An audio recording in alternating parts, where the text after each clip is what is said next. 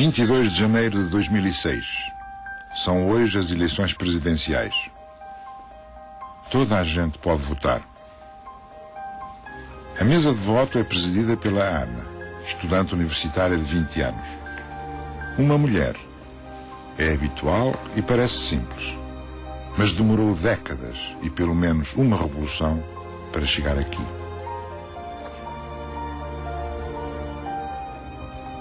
Sabe se as mulheres da sua família votavam antigamente? Minha avó e minha mãe nunca votaram até ao 25 de abril de 1974. Eu sempre votei.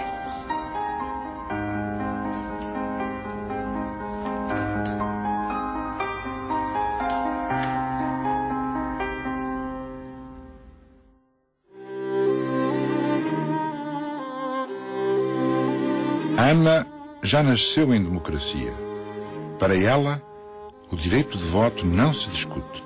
Mas nos anos 60, os portugueses não tinham os mesmos direitos que a maior parte dos povos ocidentais.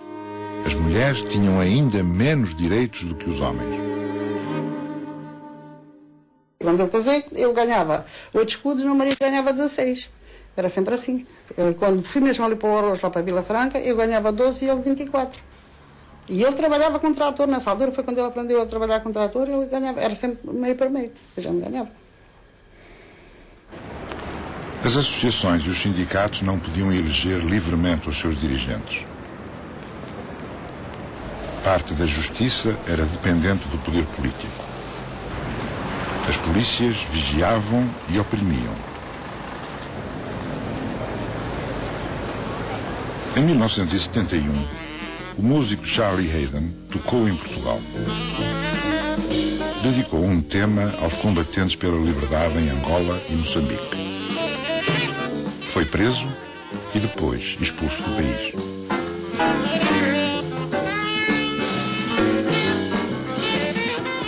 Muito mudou desde então.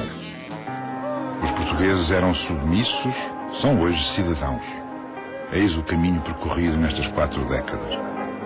Foi neste período que foram, pela primeira vez, consagrados os direitos dos cidadãos, fundadas as liberdades públicas e estabelecida a democracia.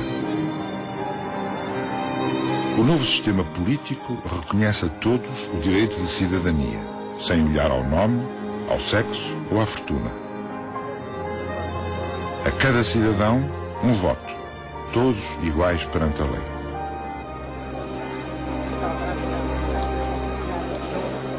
Já uma vez tinha votado na sua vez? Não, senhor. Porquê este ano? Este ano só existir é que sou português. Eu tenho 53 anos para ser português. O senhor é a primeira vez que vota? Sim, senhor, com 63 anos. Porquê a primeira vez?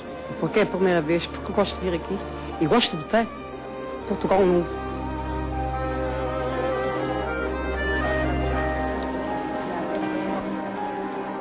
Pela primeira vez, a Constituição é aceita por todos.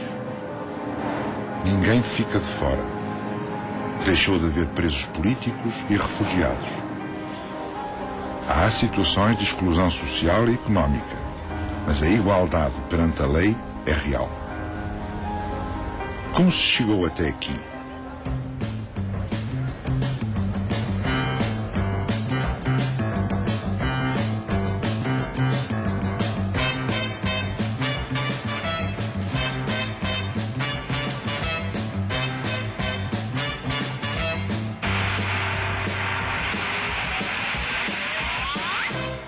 Até à democracia, o regime era fechado e a sociedade controlada.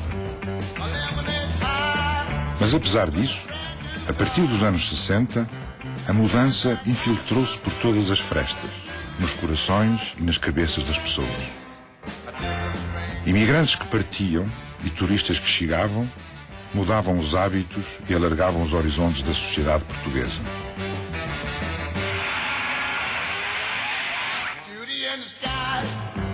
As novas classes médias queriam subir na vida.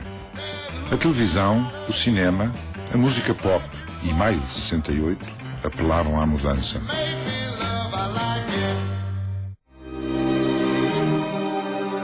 Nas universidades, os estudantes lutavam por liberdade de expressão e associação.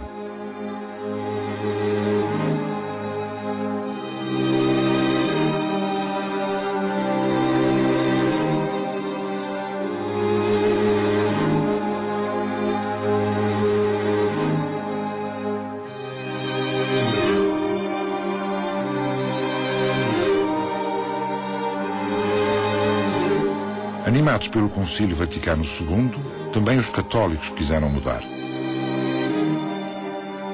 Mas isto era contrariado por um país em guerra.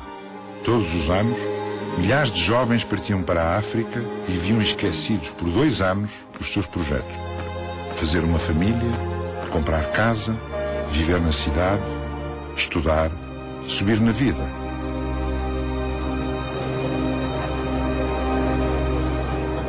Tinha 20 anos, casei em março, fui para a tropa depois em outubro, Santa Praça em outubro, em Castelo Branco, e depois em julho fui para Angola. Nessa altura o meu filho tinha 1 ano, tinha um filho com 1 ano, custou-me de deixá-lo cá, tive 27 meses sem o ver, mas pronto, também não podia, não tinha outra solução, e quando cheguei ele já era quase um homem, já jogava a bola.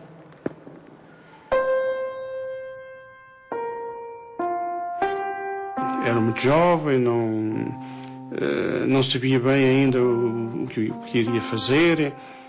A única coisa que nós sentíamos é que a guerra ia-nos adiar. O que quer que nós, de facto, pensássemos para o futuro, também as perspectivas de emprego não existiam muito. Falava-se, por exemplo, na possibilidade de emigrar após cumprirem a sua missão. Era no que mais se falava, emigrar, porque não havia, de facto, grandes perspectivas no nosso país.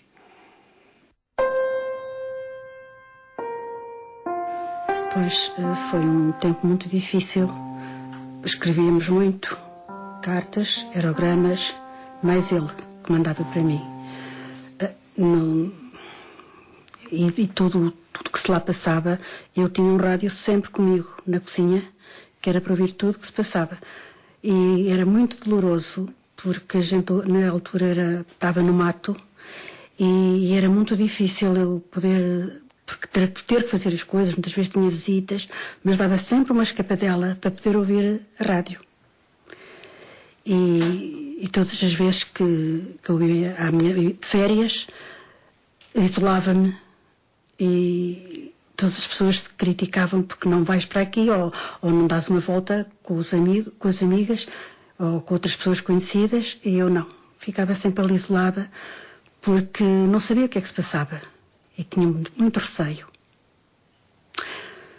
E quando soube que eu estava a escrever o diário, quando veio com o diário, eu não fui capaz de o ler. Com a guerra, o serviço militar atraía cada vez menos homens. A Academia Militar via diminuir os seus candidatos e os seus graduados. Nos anos 70, mais de 20% de jovens faltavam à inspeção. Eu tinha já familiares que estavam em França, tinha um primo que tinha começado a trabalhar como disc-jockey numa das discotecas de Lisboa na altura, e um pouco antes do 25 de Abril o patrão dele abriu uma discoteca em Paris e ele fugiu a salto para Paris e foi trabalhar para lá. E tinha a perspectiva, eu também, de tentar pelo menos não ir à guerra, porque a guerra, como todas as guerras, era estúpida, não é? E matava. Por estranho que pareça, a guerra contribuiu para a liberdade. Nas Forças Armadas não havia ricos e pobres, senhores e servos, apenas camaradas que dependiam uns dos outros.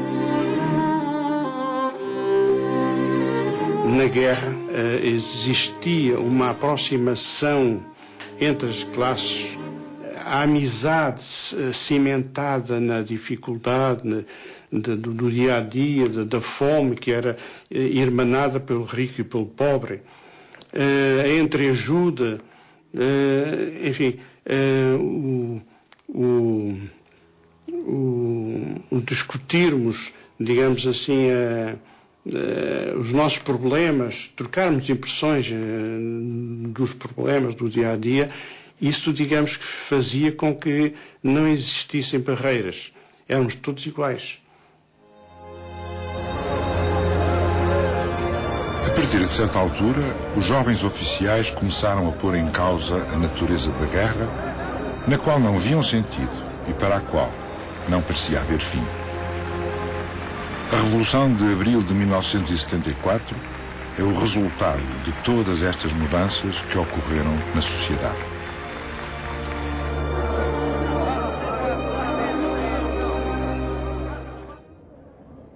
As almas dilaceradas pela dúvida e o negativismo do século. No início da ditadura, Salazar marcou os limites da liberdade. Das grandes certezas. Não discutimos Deus e a virtude. Não discutimos a pátria e a sua história. Não discutimos a autoridade e o seu prestígio. Não discutimos a família e a sua moral. Não discutimos a glória do trabalho e o seu dever. Com a mudança de regime, passou a discutir-se tudo. Mudou a estrutura de poder na sociedade. A fortuna, o nome de família, as Forças Armadas e a Igreja viram o seu papel diminuído. Durante o antigo regime, a Igreja Católica apoiava o governo e este reconhecia-lhe um papel especial. Nós sabíamos as regras. É que quem quisesse agir politicamente tinha de agir mesmo politicamente. E que os padres ou os bispos que pisassem o risco eram tratados como políticos e não como padres e como membros da Igreja. Mas é que as pessoas que iam viver a autonomia, independência da atividade política, a Igreja podia e tinha condições para viver em plena paz e construir-se. A Ação Católica tinha uma grande capacidade, autonomia e vivia perfeitamente os seus trabalhos. Às vezes havia uns grupos da JUC ou da JOC que intervinham em certas ações e então ali eram incomodados e sentia-se aí uma certa perturbação e um certo dizer estejam quietinhos que esse domínio é nosso, e alguns queriam depois avançar e queriam que a Igreja avançasse mais, mas no fundo eram compromissos políticos que não era sensato assumir. Com os anos 60, também a Igreja foi objeto de mudança. De 1962 a 1965, reuniu em Roma o Concílio Vaticano II, convocado pelo Papa João XXIII e encerrado pelo Papa Paulo VI. Foram decisivas as conclusões a que os bispos de todo o mundo chegaram. Definiram novas orientações para a missão da Igreja.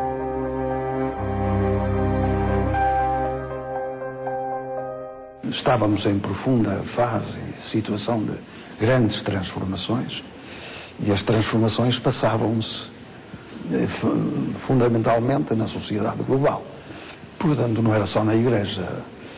Todos os problemas de cultura estavam muito em insegurança e a refazer-se em muitos aspectos, e a Igreja sentiu a necessidade de se adjornar, como dizia o Papa João XXIII, por fazer um adjornamento, pôr-se em dia com a situação. Os rituais também mudaram. O sacerdote passou a ser, cada vez mais, um entre todos. Os crentes podem falar durante o serviço, abraçar-se, trocar beijos e promessas. As mulheres passaram a poder ajudar à missa e todos podem distribuir a comunhão.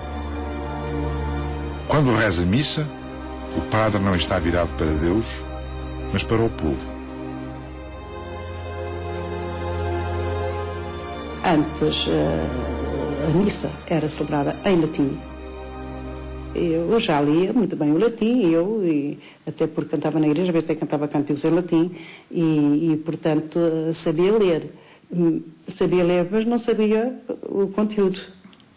Não sabia o que é que queria dizer. Algumas coisas nós percebíamos, não era? Mas com a continuação, mas de resto não entendíamos.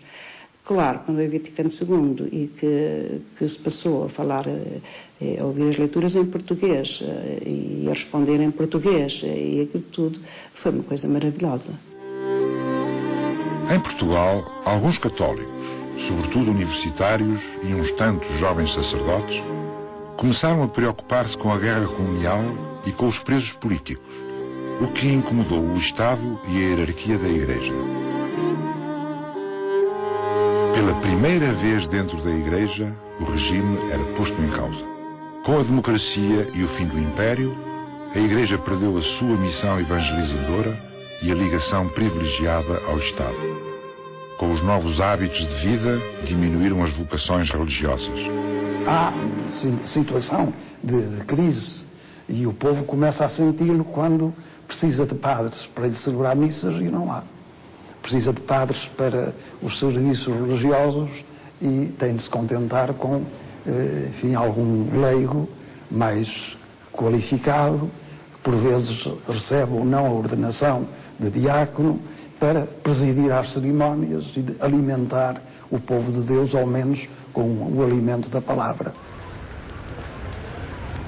A juventude recebe uma catequese relativamente pobre, numa fase muito infantil, porque mal atinge as idades críticas, começa a separar-se e a afastar-se.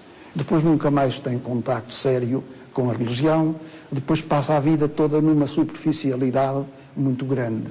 Como é que esta gente pode identificar um ideal de vida como aquela que o sacerdócio católico exige?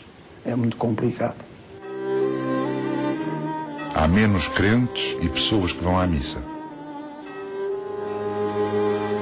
Muita gente hoje entra dentro de uma igreja, vê os sinais, mas não é capaz de os descodificar. O que é que está aí a fazer este crucifixo? O que está a fazer esta imagem? O que está a fazer esta vela? O que está a fazer este altar, esta mesa, este sítio onde se lê? Nós não podemos viver sem o domingo, sem as práticas dominicais, sem a palavra de Deus, sem o alimento da Eucaristia. A Igreja não pode sobreviver sem isso. Mas, enfim, quando as realidades económicas ou outras adquirem essa prioridade acima de todas as outras, bom, a Igreja vai integrando-se nos interstícios e aquilo que resta sobra. As justificações que as pessoas têm é que não têm tempo. Pois, analisando bem, contando a sua história, verificamos que é mesmo isso. As pessoas, mesmo com boa vontade, que o queiram fazer, não têm mesmo tempo. E depois sentimos que outros, enfim, dados o ritmo da vida em que vivem, o domingo tem de ser aproveitado para acudir a tantas coisas urgentes e indispensáveis no próprio convívio familiar. Hoje, a influência da Igreja é partilhada com a escola, a política, o desporto, a televisão e a cultura. A Casa de Deus tornou-se uma casa civil. As igrejas modernas não se distinguem de locais de associação ou de prédios de habitação. Junto às igrejas, aparecem salas de convívio, ginásios, locais de reunião, bares e refúgios de idosos. Os padres vestem-se cada vez mais à civil e têm um vencimento mensal pago pelo episcopado. A partir dos anos 70, os católicos passaram a ter de conviver com outras religiões e cultos. As Forças Armadas, outro dos pilares do antigo regime, perderam poder, influência e dimensão. A sua organização estava pensada para a defesa do ultramar português.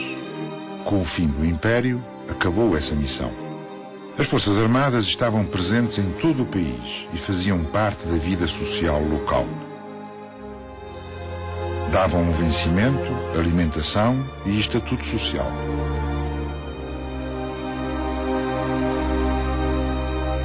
Hoje, com o fim do serviço militar obrigatório, as Forças Armadas transformaram-se numa profissão, entre outras. Depois do 25 de Abril, o poder político passou a ser limitado pela lei. Foi um longo caminho. Passou a negociar-se quase tudo em todo o lado. Nas autarquias, entre sindicatos e patrões, nas escolas, no Parlamento e nos empregos.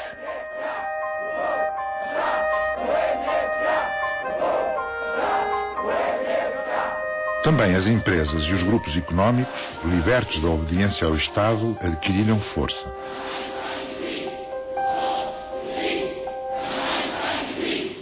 Um dos mais importantes traços da nova sociedade é a integração da mulher na população ativa. No passado, as mulheres tinham menos direitos do que os homens. A maioria não podia votar. A capacidade eleitoral ativa só foi efetivamente igual para as mulheres e para os homens depois de 25 de Abril, enfim, tivesse o significado que tinham as eleições antes de 25 de Abril, mas a lei exatamente igual só depois de 25 de Abril. No que respeita às eleições legislativas, porque em relação às eleições locais, o Código Administrativo manteve até ao 25 de Abril o princípio de que só votava o chefe de família. Nessa altura as mulheres podiam, às vezes, ser chefe de família, mas era preciso que tivessem um certo tipo de conduta, coisa que em relação aos homens ninguém exigia, e que tivessem filhos a cargo, e portanto só numa situação muito limitada é que as mulheres tinham direito de voto nas eleições locais, e só depois do 25 de Abril é que de facto foi considerado em termos exatamente iguais para os homens e para as mulheres. Sem autorização dos maridos, as mulheres não podiam ter passaporte, não podiam sair do país, não podiam ter conta bancária, assinar contratos comerciais, alugar casa e abrir empresas. As mulheres dependiam dos homens e todos reconheciam esse papel. Onde a mulher se podia realizar mais era exatamente como dona de casa no lar. As qualidades de uma boa dona de casa, para mim, boa esposa, boa mãe, ter paciência para alterar as más disposições do marido, receber bem os seus amigos, ter a casa impecável, enfim, resume-se nisto. Muito obrigada. E a senhora? Será ser alegre, saber receber e ter coragem para poder enfrentar as dificuldades que possam surgir no dia-a-dia. O Código Civil não dizia que a mulher devia obediência, mas era como se dissesse, porque dizia que o marido era o chefe da família e que resolvia em todas as questões da vida conjugal comum. Portanto, atribuía um poder de comando em nome da tal defesa de uma certa ideia de família que significava subordinação da mulher casada. No princípio dos anos 60, ainda havia na lei uma disposição que permitia ao marido solicitar o depósito de mulher casada. Se, por exemplo, uma mulher fosse maltratada pelo marido e abandonasse o lar, o marido podia solicitar ao juiz uma diligência de depósito. Os oficiais de justiça e as polícias traziam para casa a mulher fugida. Subsistiu até ao 25 de Abril uma outra coisa, que era o crime de homicídio ou de ofensas corporais contra um cônjuge apanhado em flagrante adultério, sofria uma atenuação muito grande, que era completamente diferente no caso de ser praticado pelo homem ou pela mulher, porque só era assim em relação... Portanto, em relação ao homem era sempre...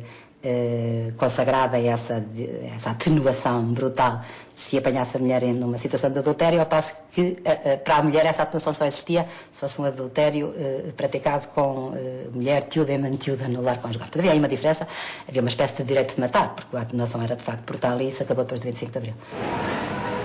Nos anos 60 começou a mudança, com os homens a trabalhar na construção, a viver na imigração ou a cumprir o serviço militar no ultramar, as mulheres tiveram de trabalhar fora de casa. Procurar emprego foi para as mulheres uma situação nova. Mas só com a democracia deixou de haver profissões fechadas às mulheres. Até lá, uma mulher não podia ser diplomata, nem juíza, nem militar. E polícia só a partir de 1972. Eu trabalhava na fábrica nessa altura e um dia que venho da fábrica diz-me uma senhora, que é a mãe de um afilhado que eu tenho, diz-me assim, está aqui uma coisa mesmo boa para ti. Eu falei, o que é? Para a polícia. Digo assim, para a polícia já. Então fui a Évora, fui lá à polícia saber como é que era e como é que não era e preenchi lá uma ficha. Preenchi a ficha e depois fui chamada a Lisboa para fazer provas. Fui fazer provas a Lisboa, cheguei lá, vi lá 300 e tal mulheres, eu só que a quarta classe aqui da aldeia, ninguém me conhecia, digo assim, bem, isto já está feito. Mas não, depois recebi logo um postal para ir fazer provas, fiz provas, fiquei bem classificada, fiquei em 74, e pronto, depois passado 3 semanas, 4, um mês, não chegou um mês, chamaram-nos para ir para a escola, fui então para a escola, para o Largo do Calvário, em Alcântara. Fizemos 3 meses de escola, fizemos só 3 meses nesse tempo, não era como agora que é um ano letivo, e pronto, e depois lá fiquei.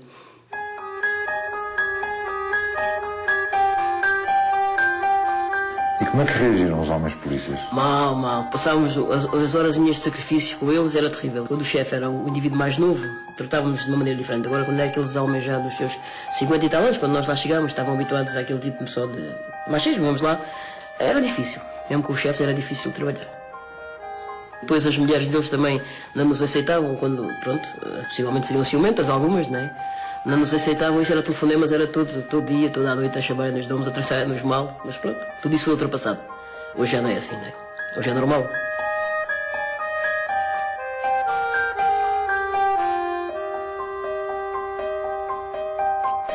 Desde 72, em que eu fui para a polícia, até à altura agora em que eu saí em 2001, 2002, a mentalidade é diferente, o comportamento deles são diferente, tudo mudou. Não tem nada a ver com antigamente, não é? Eram delicados, eram... Pronto, e agora não, agora o ambiente era bom, era totalmente diferente. As mulheres são hoje metade da população ativa. E são a maioria nos serviços, na agricultura e na administração pública. Assim como nas escolas e na saúde. São já a maioria dos que saem da universidade com cursos superiores. Hoje estão em posições anteriormente ocupadas só por homens. O que é que faz aqui nesta obra? Eu estou a fazer fiscalização nesta obra, pertence ao Instituto de Saúde e Qualidade. Esta obra é uma obra da EDP, uma obra de reabilitação. Vai ser um futuro museu da eletricidade. Que idade tem? Tenho 25 anos, tirei o curso no Instituto Superior Técnico, em Lisboa, de Engenharia Civil. E pronto, é o meu primeiro emprego, é a primeira obra onde eu estou e gosto muito de estar aqui. Quando tirou o curso, a maior parte dos seus colegas eram homens ou mulheres?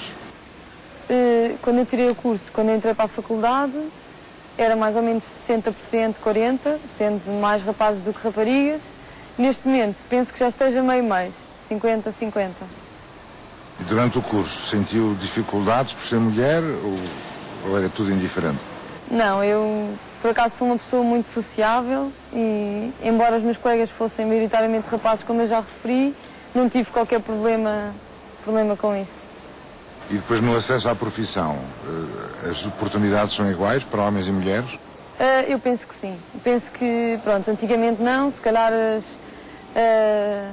as pessoas de sexo feminino tinham mais tendência para as letras, para as profissões de direito, psicologia. Hoje em dia não, eu acho que a sociedade já evoluiu nesse sentido e hoje há mais oportunidades para as mulheres nos cursos técnicos. Aliás, a mentalidade mesmo evoluiu nesse sentido. Mas aqui à volta na obra, trabalha sobretudo com homens. Sim, nesta obra, como em qualquer outra obra, a maior parte das pessoas são homens, não é? Mas só tenho uma engenheira, minha colega, mas pronto, eu vivo bem com isso, acho que não há problema nenhum, acho que os homens têm exatamente as mesmas oportunidades que as mulheres.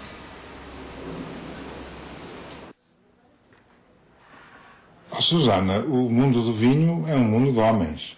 Era. Atualmente se começa a ver cada vez mais mulheres e eu pessoalmente não tive nenhum problema para começar a trabalhar como enólogo, nem tenho problemas por ter que trabalhar no meu dia a dia diretamente com homens, não tenho qualquer tipo de problema. A igualdade entre homens e mulheres está hoje assegurada na lei. Ao mesmo tempo que se terminou com a chefia da família, terminou-se com qualquer sugestão possível por parte do legislador, no sentido de que dentro da família as funções do marido e da mulher ou do pai e da mãe fossem diferentes. Houve muito cuidado em que a lei não sugerisse nenhuma espécie de repartição mais ou menos tradicional. Nem todos os direitos funcionaram, digamos, desta maneira brusca. Entre nós teve a ver com a revolução ter acontecido naquela altura e, portanto, as modificações terem ocorrido todas ao mesmo tempo e noutros sítios terem sido feitas de uma forma mais paulatina. Mas nem sempre esta igualdade é real. Quem manda lá em casa sou eu. E a mulher também, quando é preciso, não é? Quando eu não estou, é ela que manda. O senhor trabalha fora de casa? Trabalho. Quem faz o seu serviço doméstico? Quem faz tem que ser eu lá mesmo. O seu marido ajuda? É muito pouco. Quando ele chega à casa, o que é que faz? O que é que ele faz? Geralmente lê o jornal, que é o que lhe interessa mais. E a senhora, quando chega a casa, E eu o que faço? Tenho que começar a vida de casa, então. Portanto, ele lê o jornal? Lê mais o jornal do que ajuda, pois claro. A senhora chegar a casa, o que é que vai fazer? Olha, normalmente vou ler o jornal. E a sua mulher, o que é que vai fazer? A minha mulher é que vai lavar a louça, fazer o jantar. E acha bem que seja assim? Talvez não ache muito bem, mas isto depende. Quando eu estou bem disposto, ajudo. Se eu não tiver boa disposição, não ajudo. Embora ela discute um bocadinho comigo às vezes por causa disso. Nós, as mulheres comerciantes, que saímos de casa com as estrelas e entramos novamente em casa com as estrelas. Isso é verdade, não é? Portanto, está a ver, a gente depois chega à casa, ainda tem os filhos para aturar, os filhos para dar de comer, a casa para limpar, uma certa infinidade de coisas que nós temos que fazer, que a mulher tem que fazer, não é? Portanto, a mulher no nosso país, atualmente, é que está mais desprotegida.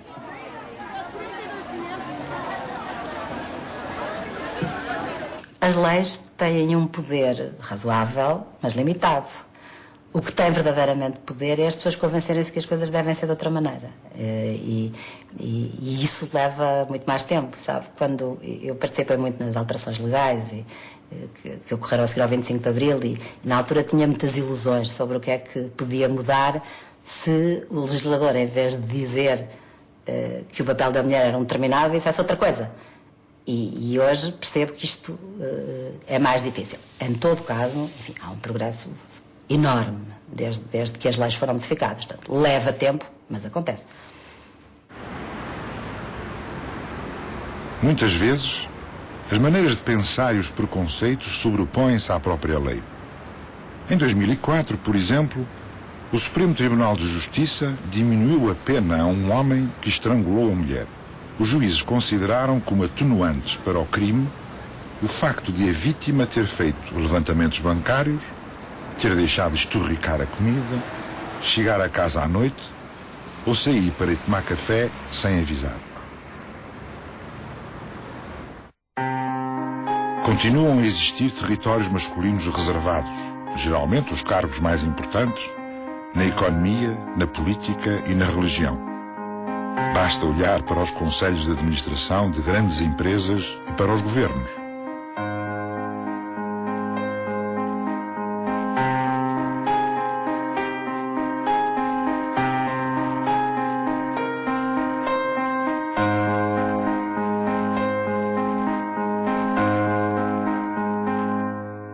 O facto de ainda recair um peso muito grande do que são responsabilidades familiares sobre as mulheres e de haver, pelo menos num espaço da vida dos filhos, uma altura em que, de facto, as mulheres estão, por natureza, limitadas durante algum tempo, isso depois acaba por ter uma influência muito grande na capacidade respectiva de mulheres e homens de intervirem na vida profissional.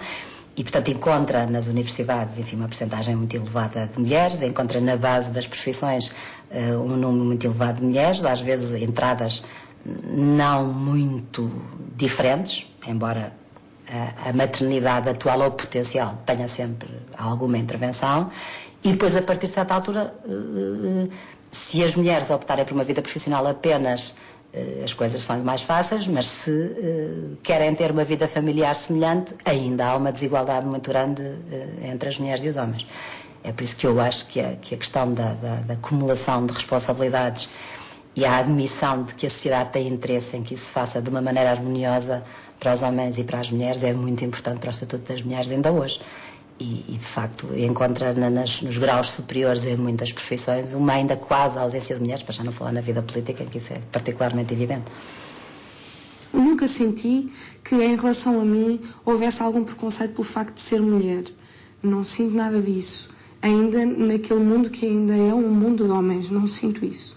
Sinto que olham para mim com a mesma objetividade e que exigem de mim o mesmo que exigiriam de um colega meu se ele fosse homem.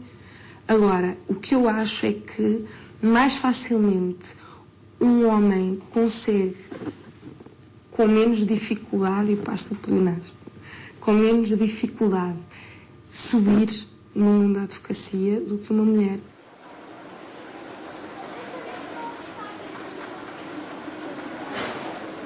Em igualdade de circunstâncias, mais facilmente os homens conciliam uma vida familiar, porque a mulher está em casa a cuidar dos filhos e porque tem uma profissão menos exigente e consegue ir buscá-los à escola, consegue apoiá-los, mais facilmente eles conseguem esta conciliação do que consegue uma mulher. Mesmo na minha geração ainda há a ideia de que o homem deve investir na profissão, a mulher também deve investir na profissão, mas tem que ser heroína. Porque deve investir na profissão e deve também investir na vida pessoal e na vida familiar. A mulher deve cuidar de si, deve ir ao cabeleireiro, deve ir dar depilação, deve fazer as unhas, deve dar atenção ao marido, porque se não der atenção ao marido, depois está justificado o facto do marido não lhe dar atenção a ela. Deve dar atenção aos filhos porque quer dar atenção aos filhos e porque sente necessidade de dar atenção aos filhos. E isto tudo faz com que a pressão que está em cima da mulher seja muito maior do que a pressão que está em cima do homem. Há a perspectiva de que a prestação da mulher mais dia menos dia vai ter que ser interrompida pelo facto de engravidar e ter um período de 4 meses, no mínimo, em que se vai ausentar e depois um período de 1 ano em que... E depois é para o resto da vida, tem-se a ideia de que a mulher é sempre quem vai buscar o filho, quem vai com o filho ao médico, quem vai... Portanto, não há uma partilha de tarefas entre homens e mulheres, pai e mãe. E penso que esse é um motivo que leva as empresas empregadoras a optarem pelos homens. Eu acho que dentro da família há uma continuidade daquilo que eram os papéis tradicionais. É óbvio que eu já me percebo de que muitos homens da minha geração tentam e vão fazendo mais esta ou aquela tarefa, e cada vez mais isso apercebo-me de que vai crescendo, mas que há uma continuidade clara entre aquilo que é o papel tradicional da mulher e aquilo que se vai fazendo hoje. A mulher continua a lavar a louça, a passar a ferro, a limpar o pó, e o homem aqui e ali vai fazendo umas tentativas, uns mais do que outros, mas eu não tenho dúvida nenhuma de que os papéis continuam muito colados à tradição. Enquanto na administração pública há igualdade de tratamento, nas empresas privadas, ainda hoje, uma mulher ganha menos do que um homem no mesmo trabalho. Em 2004, os operários ganhavam em média mais 1/3 do que as mulheres operárias. Nos quadros superiores, a desigualdade ainda é maior. Os homens ganharam mais 40% do que as mulheres para o mesmo trabalho. E a sociedade parece dar-se bem com esta desigualdade.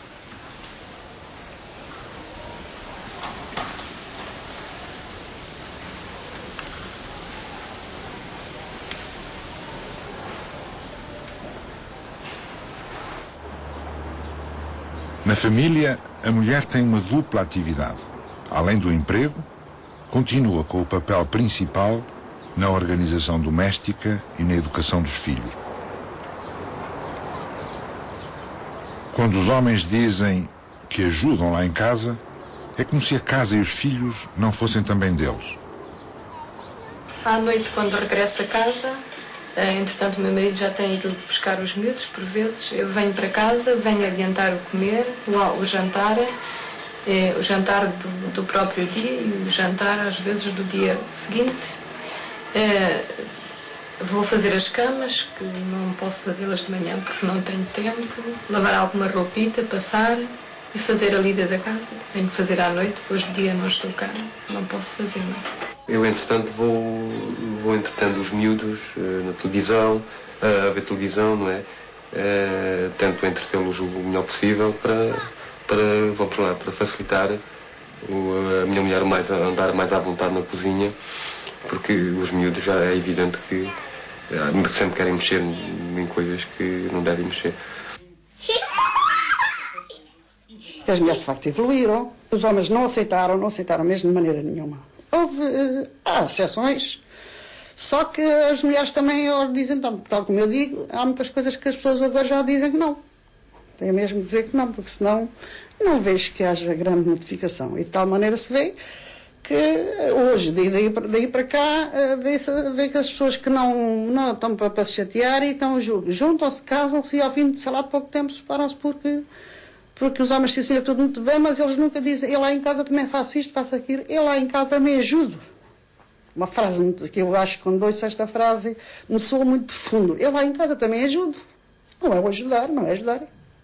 São as raparigas que têm que assumir esta grande tarefa que é ser mãe numa sociedade que é difícil e traiçoeira do ponto de vista social para elas. Acho que delegam nas mulheres a tarefa da maternidade e a sua responsabilidade. Notamos, de facto, que tem havido ao longo destes anos alguns avanços e um esforço da parte dos homens e até dos serviços. A nossa consulta faz muita questão que eles estejam presentes, que venham e que participem nesta tarefa da gravidez e da maternidade. E temos visto, de facto, uma evolução ao longo destes anos todos, mas pensamos que ainda não é suficiente. Repare, todas estas coisas, até do controle da natalidade, que foi aí que começou, como do planeamento familiar e agora a saúde sexual e reprodutiva, começaram em prol das mulheres, exatamente porque as mulheres eram as grandes vítimas em termos sociais e em termos físicos, eram elas que adoeciam ou que morriam de partos prolongados, de abortos inseguros, e portanto tudo isto se montou exatamente para as mulheres terem uma qualidade de vida melhor e conseguiu-se. Agora, o que acontece é que realmente todo este universo feminino que se foi adaptando, e não sei se reparou que, por exemplo, nós aqui somos todas técnicas, não há um técnico, não há um homem neste, e se calhar faz falta. Portanto, tudo isto distanciou os homens que acabam por não se sentir bem num ambiente que se calhar é muito feito à imagem das mulheres, que nós quando fazemos um folheto pensamos nelas e pensamos que elas gostariam das coisas assim, e pergunta-se muitas vezes aos homens sozinhos como é que eles encaram a gravidez da companheira, o que é para eles ser pai, o que é que para eles pôr um preservativo, por exemplo, porque é evidente que até nisto é diferente nós estarmos a falar de alguma coisa de que nós também tenhamos a experiência ou de uma coisa que não tenhamos. E eu penso que realmente uma das coisas importantes era começar a ouvir o que é que os homens e os rapazes dizem destas questões, quais é que são os seus sentimentos acerca disto, sabendo que é mais difícil para os rapazes e para os homens falar dos seus sentimentos. Por exemplo, há já países onde em relação à educação sexual dos rapazes, se fala muitas vezes que é importante haver pequenos grupos e grupos em que realmente o formador seja ele próprio um homem, exatamente para os rapazes exprimirem melhor os seus sentimentos, e uns grupos pequenos para que não tenham tanta tendência a dizer que sabem tudo, porque é isso que a sociedade sempre lhes deu por papel, era saberem tudo e era não poderem chorar. Mudou a lei. Os comportamentos vão se alterando lentamente. As relações sociais têm tendência a tomar a forma de contrato, seja ou não escrito. Há hoje, entre marido e mulher, pais e filhos, uma nova forma de viver, regulada pelo direito.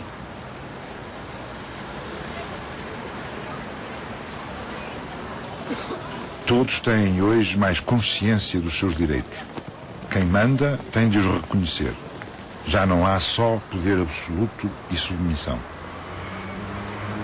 Impôs-se um novo modo de resolver conflitos, longe dos reflexos antigos da justiça privada, vingança ou resignação. A maneira moderna de defender os seus direitos leva os cidadãos a recorrer cada vez mais à justiça. Desde 1960, tudo aumentou na justiça. Havia 260 mil novos processos por ano. Hoje há 4 vezes mais. Havia 200 tribunais. Hoje há o dobro. Havia 450 magistrados. Hoje há 6 vezes mais. Havia 1.900 advogados. Hoje há 11 vezes mais. Com a democracia, quase todos os setores da vida social foram profundamente alterados, menos o da justiça. Os políticos não tiveram vontade nem autoridade para mudar o sistema antigo. Vivemos com as regras da justiça de uma sociedade rural, que não estão adaptadas à economia moderna e à integração europeia. Quem governa e faz as leis São, na maioria, juristas e advogados, que assim defendem os seus interesses. Deste modo, o sistema não se reforma. Hoje, os tribunais demoram muito tempo a resolver os processos, muito mais do que noutros países da Europa. É frequente um queixoso ou uma vítima esperar 5 ou mais anos pela resolução dos seus casos. Em 1995, um jovem que estava internado numa clínica de doenças mentais em Sintra atirou-se de uma janela de um segundo andar e ficou em coma. Ficou em coma, a mãe dele, como representante, intentou uma ação nesse mesmo ano, 95, contra a clínica e contra o seu diretor, pedindo acesso ao dossiê clínico. Na altura só se pretendia ter acesso para saber o que é que estava a ser medicado, como é que as coisas estavam a correr, para se poder compreender melhor o que tinha acontecido. Esse processo foi intentado em 95 e basta dizer que até esta data ainda não recebemos o dossiê clínico. Em 97, 2 anos após ter intentado esse processo, intentei um processo então principal, um processo para ser condenado à clínica e esse médico, o diretor clínico, a indemnizarem o jovem por aquilo que tinha acontecido, porque entendíamos que havia uma grave negligência na existência de uma clínica para doentes mentais, com janelas acessíveis a um segundo andar, sendo que ele estava num estado depressivo e, portanto, deviam ter tido a cautela de evitar ou o acesso, ou do acesso ser condicionado com grades ou qualquer outro tipo qualquer outro meio. Bom, essa ação entrou em 97 e até esta data não tivemos uma decisão, não tivemos sequer o julgamento de primeira instância. Mas o que é mais impressionante é que, intentado em 97, em 2000 morreu o jovem, portanto tivemos de intentar um processo de habilitação para a mãe passar a poder representá-lo. Em 2001 queixei-me ao Conselho Superior de Magistratura do andamento do processo e o Conselho não conseguiu dar andamento nenhum e limitou-se a informar-me aquilo que eu já sabia, que o processo estava a andar lentamente. Em 2003 morreu o médico diretor da clínica e estamos em 2005 e o julgamento ainda não se fez. Nem recebemos os documentos do processo clínico no primeiro, nem o julgamento na primeira instância, no Tribunal de Primeira Instância, se fez até esta data.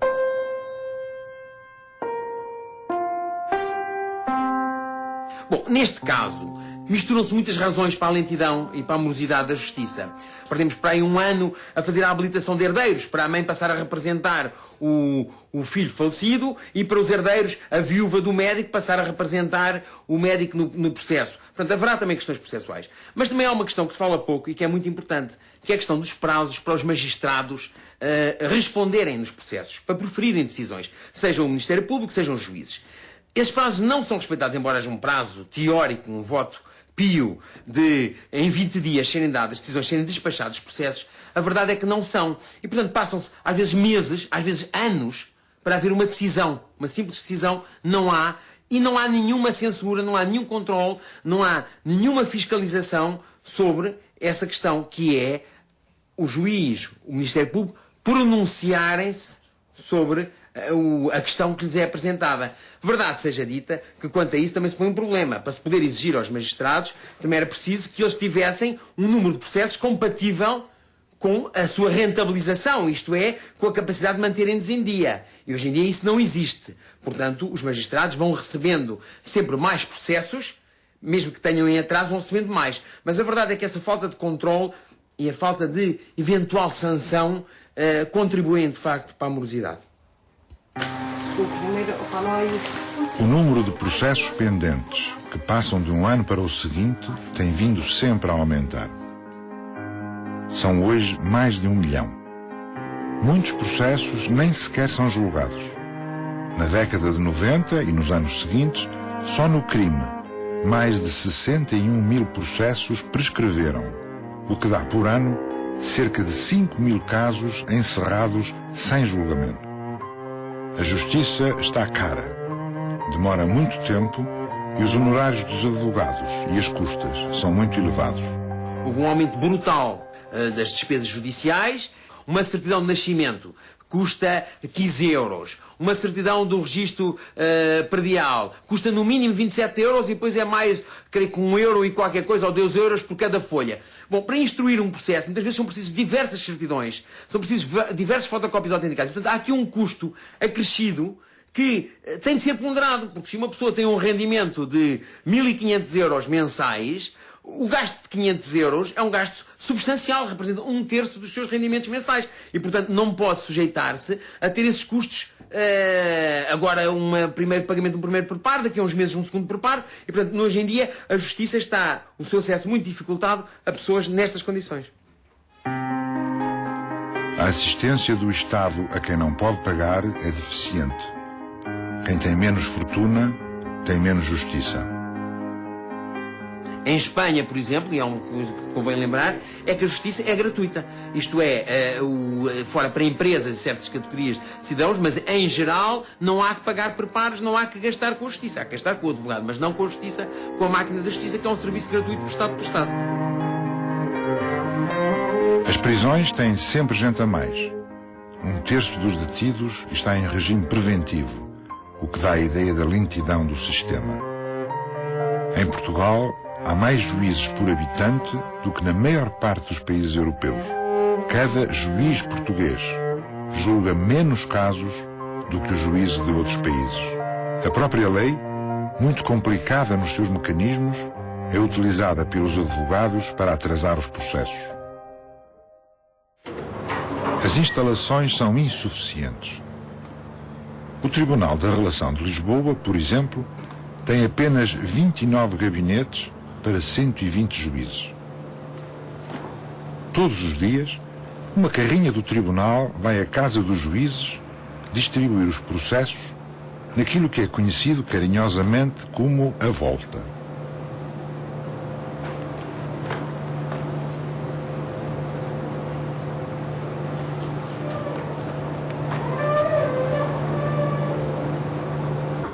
Por exemplo, à sexta-feira, a volta começa no Barreiro, vai à Moita, segue para o Montijo, passa por Vila Franca de Xira, Torres Vedras, Caldas da Rainha e termina em Alcobaça. De regresso ao tribunal, a carrinha recolhe os processos já resolvidos.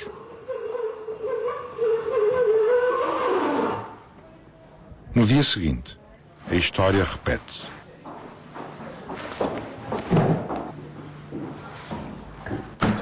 É assim o dia-a-dia deste Tribunal Superior. Este sistema de justiça está, em grande parte, entregue a si próprio. As greves dos magistrados são sinal evidente de crise. Magistrados, advogados e oficiais têm muito poder. A justiça funciona mal. Como é evidente, as empresas não podem contar com uma cobrança rápida dos seus créditos, não podem resolver os problemas rapidamente, não podem investir, nem podem planear. Mas assim como se passa com as empresas, passa-se com o cidadão na sua vida individual em particular, porque quando o cidadão sabe que, por exemplo, tem um inquilino que não paga a renda, mas sabe que se for para o tribunal vai levar 3 anos para o tirar, se calhar é capaz de chegar a um acordo com o inquilino de ainda lhe pagar para ele sair. Bom, isto perverte totalmente as relações sociais, humanas e morais, porque cria, digamos, vulgariza e legitima o golpe. Porquê? Porque o sistema cria formas de fugir ao seu funcionamento que são, no fundo, benefícios para o infrator. E este sistema está institucionalizado.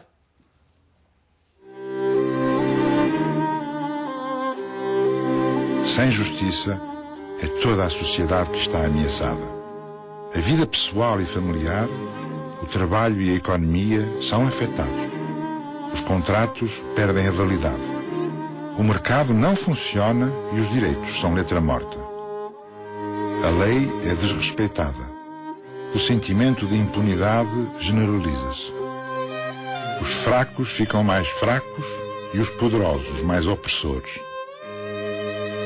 De ano para ano acumulam-se os processos que os tribunais não conseguem resolver. Saíram todos em liberdade. 43 arguidos foram condenados, mas as suas penas foram anuladas por sucessivas amnistias. O julgamento foi adiado pela 8ª vez. No Tribunal das Caldas da Rainha prescreveram 144 processos. Só no Distrito de Lisboa há 132 mil processos parados por falta de notificação. Tudo porque há nesse período um vazio legal que levou a interpretações opostas dos tribunais. O caso vai mesmo a julgamento. O Tribunal de Instrução Criminal de Lisboa contrariou a decisão de arquivamento do Ministério Público.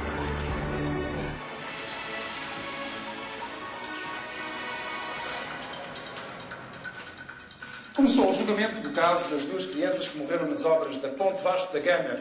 Mais de 6 anos depois dos acontecimentos, 9 responsáveis da Lusoponte e da Nova Ponte respondem em tribunal por violação das normas de segurança. Os arguidos incorrem numa pena que pode ir até aos 8 anos de prisão. Eu tenho tido com a plena consciência que a minha cliente é a parte mais fraca em todo este processo e que do outro lado estão as grandes estruturas económicas, não é? Que têm uma influência enorme neste país. Um dos casos mais anormais de lentidão da justiça está relacionado com o processo de falência da Caixa Económica Feialense. Há mais de 18 anos que um imigrante português no Canadá espera por uma decisão dos tribunais portugueses. A falência fraudulenta da Caixa Económica Feialense em 1986 deu origem a um processo judicial que se arrasta há anos e anos. Os juízes de execução de dívidas de Lisboa estão a ter grandes dificuldades em resolver os processos. Estes juízos foram criados há 2 anos, mas o seu funcionamento está a ser dificultado pela falta de funcionários e pela falta de espaço para o papel. Joana Silva é aluna do curso de Medicina da Faculdade de Ciências Médicas da Universidade Nova de Lisboa. A lei é igual para todos, mas a igualdade perante a justiça é uma ficção.